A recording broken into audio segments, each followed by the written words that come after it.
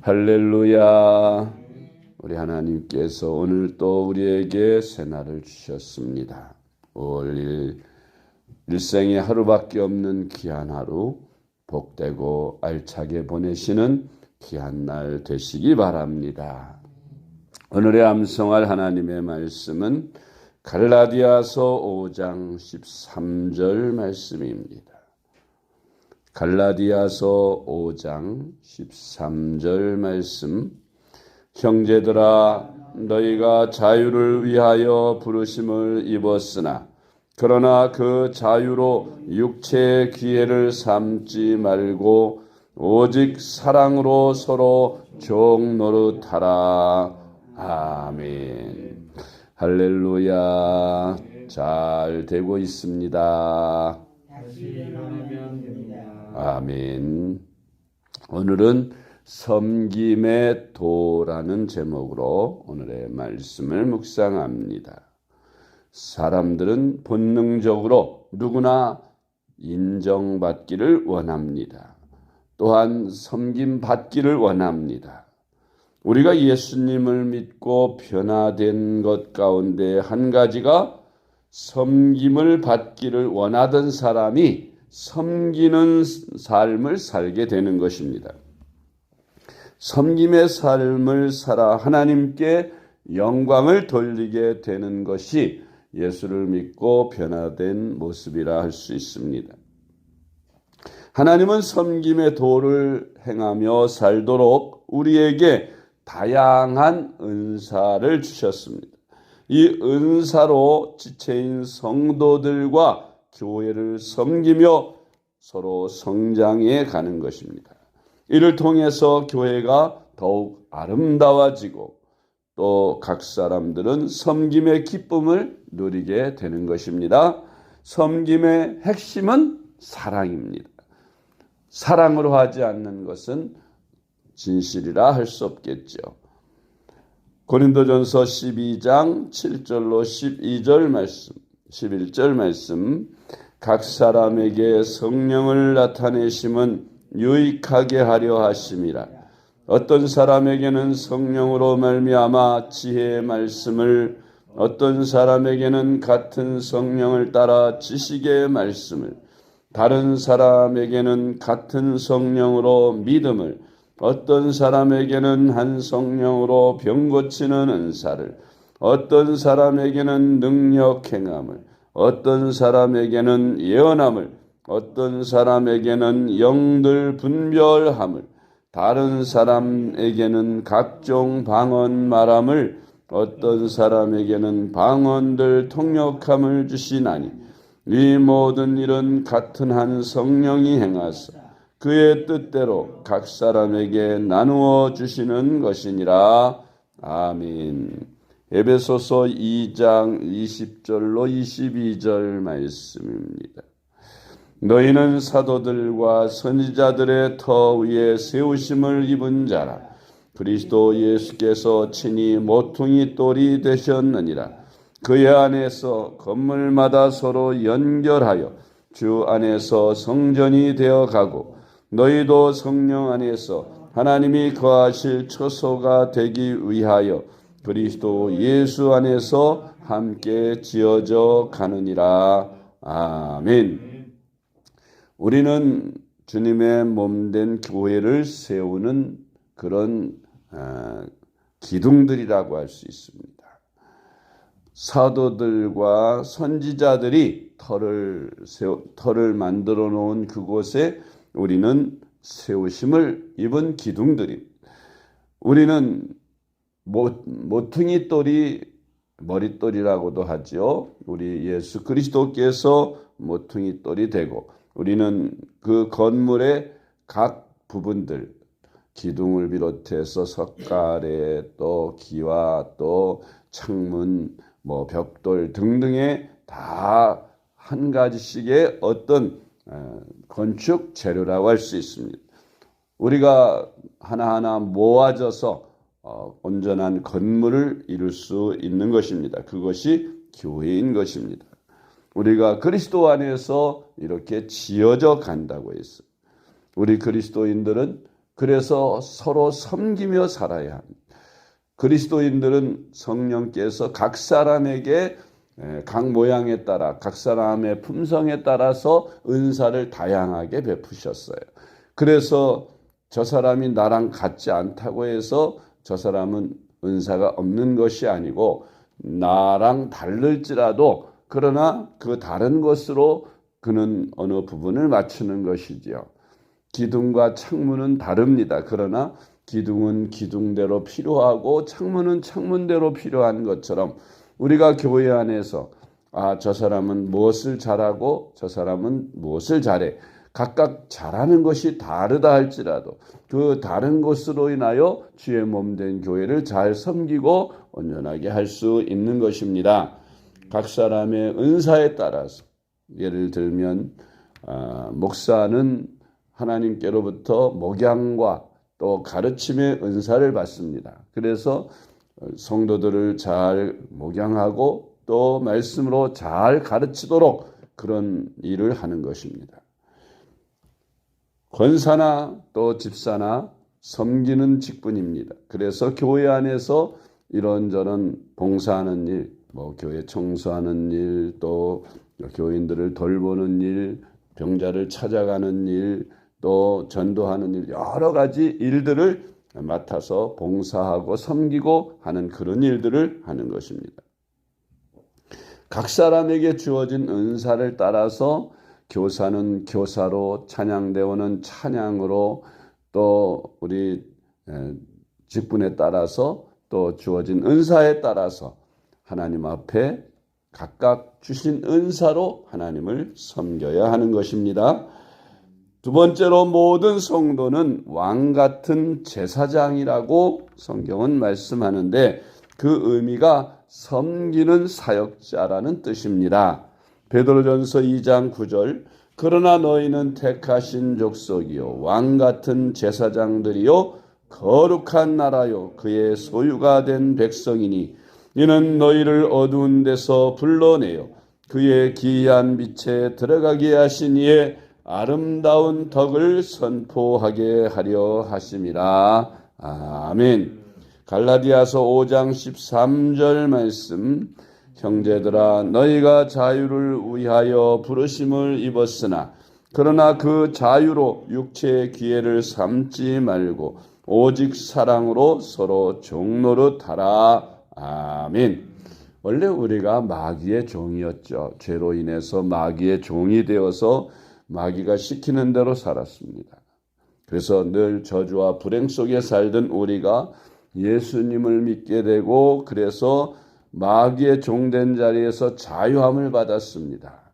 율법에서도 자유함을 받았습니다. 그런 우리가 이제 그것으로 방종으로 삼지 말고 오히려 이제 그것으로 사랑으로 서로 종노릇하는 그런 삶을 살라고 성경은 권하고 있습니다.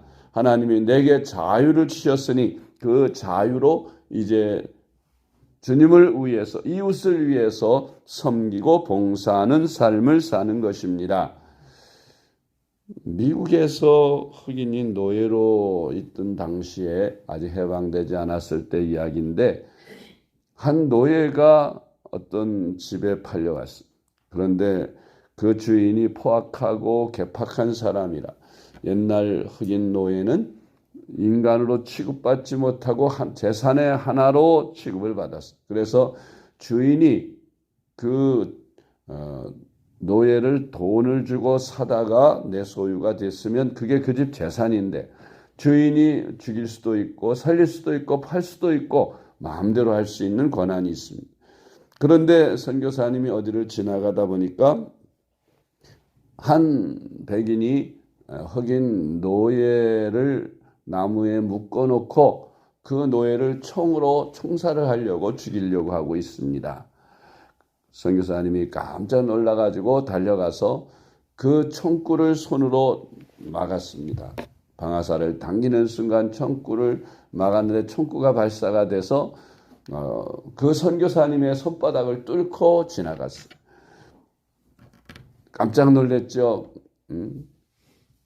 그 백인 주인은 깜짝 놀라서 왜 이러십니까? 왜 나의 하는 일을 방해해서 그렇게 선교사님 손바닥에 구멍을 나게 만듭니까?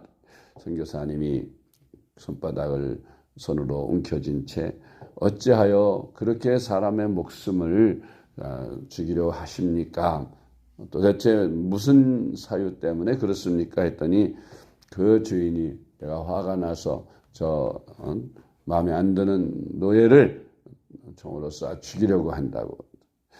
그렇다면 그 마음에 안 드시면 그 기양 죽일 거 흑인 노예를 나에게 파십시오 하고 선교사님이 원래 흑인 노예값보다 훨씬 아주 저렴한 가격으로 그 노예를 샀습니다. 또 선교사님이 부탁을 하니까 이 백인은 크리스찬이므로 그 선교사님한테 그 흑인 노예를 거저주다시피 싸게 팔았습니다. 그러자 이제 그 백인은 돌아갔고 선교사님이 그 흑인 노예 죽을 뻔한 흑인 노예를 밧줄에서 풀어주고 그 흑인 노예에게 말했습니다.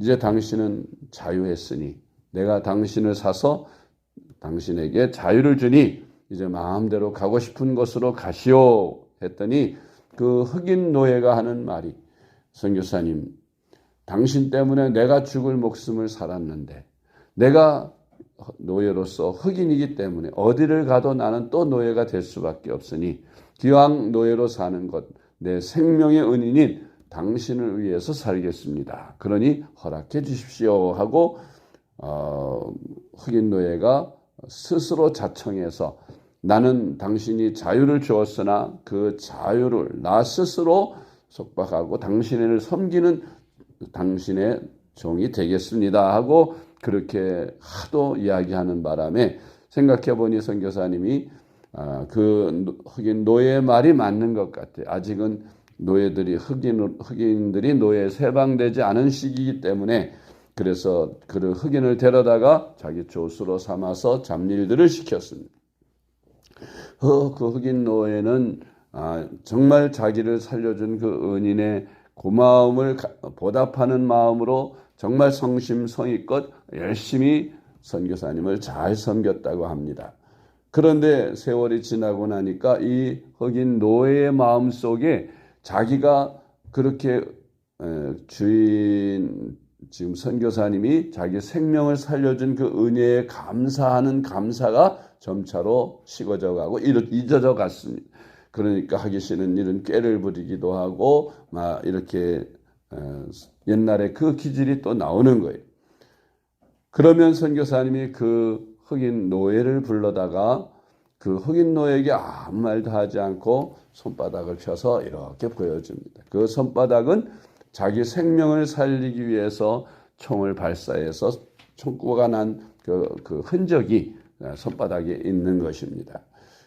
흑인 노예가 그것을 볼 때마다 자기가 교만해지고 거만해지고 옛날에 그 감사의 은혜를 잃어버리고 산 것에 대해서 죄송함을 느끼고 무릎을 꿇고 용서해 달라고 선교사님에게 사과를 하고 다시 옛 정신으로 돌아가서 그렇게 선교사님을 잘 섬겼다고 하는 그런 일화가 있습니다. 그렇습니다. 우리가 예수 그리스도를 믿음으로 말미암아서 지옥 가야 할 그런 무서운 죄를 다 사함받고 우리는 구원을 받고 이제 주님께 헌신해서 주를 위해서 우리의 생명과 재산과 우리 일생을 바치기로 그렇게 결심해서 열심히 충성하고 헌신하고 봉사하다가 우리는 매너리즘에 빠져서 때때로 이제 그 감사함을 잃어버릴 때가 있죠.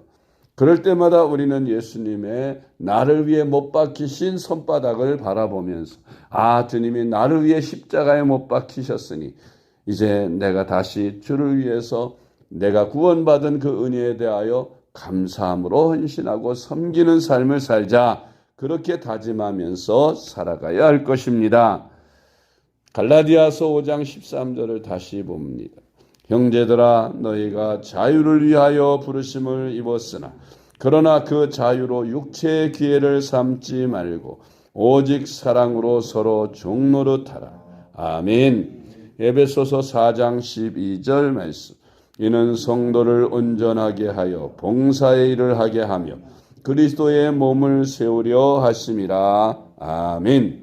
세 번째로 예수님은 친히 제자들의 발을 씻기시는 모범을 섬김의 도를 제자들에게 가르치셨습니다. 요한복음 13장 4절로 5절 말씀. 저녁 잡수시던 자리에서 일어나 겉옷을 벗고 수건을 가져다가 허리에 두르시고 이에 대야에 물을 떠서 제자들의 발을 씻으시고 그 두르신 수건으로 닦기를 시작하여. 아멘. 마가복음 10장 45절. 인자가 온 것은 섬김을 받으려 함이 아니라 도리어 섬기려 하고 자기 목숨을 많은 사람의 대속물로 주려 함이니라. 아멘. 우리 주님이야말로 대접을 받으시고 섬김을 받으시는 그런 분이 되셔야 할 분입니다. 그럼에도 불구하고 우리 주님은 높고 높은 보좌를 버리시고 낮고 천한 종의 몸을 가지사 이 땅에 오셨고 자기의 생애 전체를 우리를 위해 섬겼고 또 십자가에서 대속물로 끝까지 섬기는 삶을 사시다가 죽으셨습니다. 우리도 주님의 제자로서 주님을 따르며 섬김의 도를 본받아서 주님이 가르치신 그 섬김의 도를 따라 섬기는 삶을 기쁨으로 알고 섬기는 신앙생활을 해야 되겠습니다. 네 번째로 주님을 본받아 섬김의 도를 실천하며 살아 하나님께 영광을 돌리는 그런 우리가 되도록 주님은 우리를 부르셨습니다. 마가복음 9장 35절 말씀. 예수께서 앉으사 12 제자를 불러서 이르시되 누구든지 첫째가 되고자 하면 무사람의 끝이 되며 무사람을 섬기는 자가 되어야 하리라 하시고. 아멘. 이 섬김의 도의 이 리더십이라고 하는데 오늘날 민주화된 사회 속에서는 이제 국민들이 선출해서 대표가 되고 또 그 나라의 지도자들이 됩니다. 그럴 때 그 지도자가 되기 위해서 나서는 사람들, 선거에 나서는 사람들은 늘 하나같이 그런 말을 하죠. 나는 여러분들의 노예입니다. 여러분들의 머슴입니다. 저를 뽑아주시면 여러분들을 잘 섬기겠습니다 하고 그렇게 말하는 것을 우리가 많이 듣습니다. 우리도 섬김의 도를 실천하여 하나님의 나라를 세워나가는 그런 저와 여러분 되시기를 주님의 이름으로 축복합니다. 기도하겠습니다.